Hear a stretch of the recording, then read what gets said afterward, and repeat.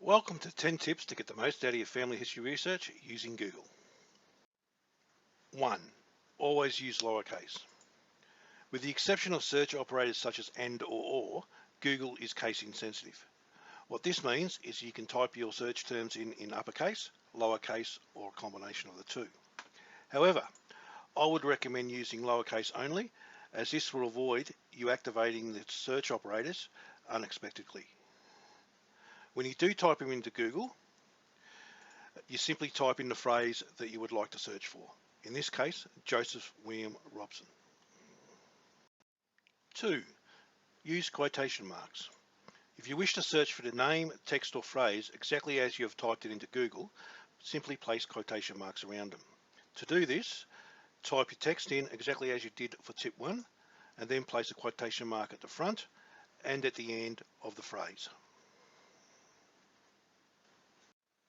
3.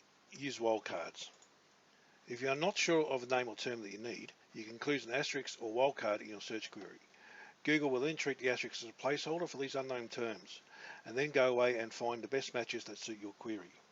For example, if I wanted to find Joseph Robson, but I was unsure of what his middle name was, within Google I would type Joseph Robson. Google will then go away and return all Joseph Robsons and their middle names, from which I can go through and search for the correct one or the one I am looking for. 4. Use the minus sign.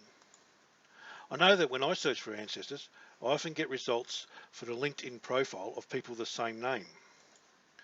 I know these people aren't the people I'm looking for, so I can exclude them from any further search results by adding minus LinkedIn to the search term. This will work for any term you would like to exclude. For example, if I wish to search for Joseph Robson, but wish to exclude any LinkedIn profiles, I would type Joseph Robson minus LinkedIn. This then would make Google exclude any LinkedIn profiles and any further search term results. 5. Use a date range. One of the most awesome things I love about Google is its ability to search a given date range. This is hugely helpful if you are looking for birth, death, or marriage records. For example, if I was looking for Joseph William Robson and I knew that he was born somewhere around 1890, I would type in Joseph William Robson 1885 ... 1895. Google would then return all results for Joseph William Robson during this 10-year date range. 6. Obtain site-specific results. If you'd like to only search for information that is available on specific sites, then use the site URL option before the text to be searched for. For example, if I wanted to search for Joseph William Robson on the ancestry.com.au site, I would type in site ancestry.com.au Joseph William Robson. This then will only return results for Joseph William Robson which are located on the ancestry.com.au website. 7. Search for associated terms.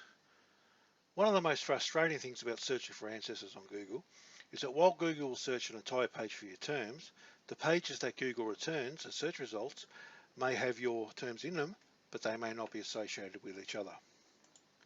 To get around this, you can use the operator around in capital letters between the search keywords.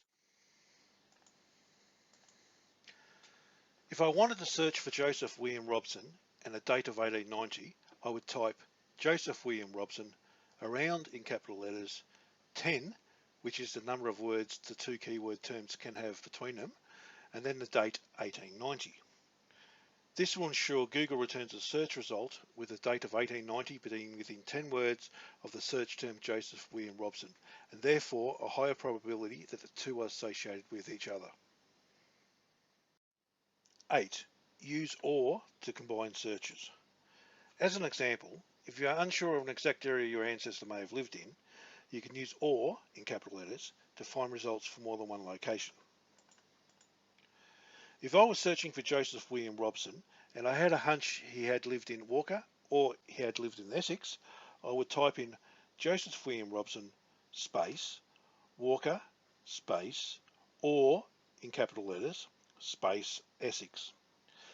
This then will return results for Joseph William Robson who lived in Walker and Joseph William Robson who lived in Essex.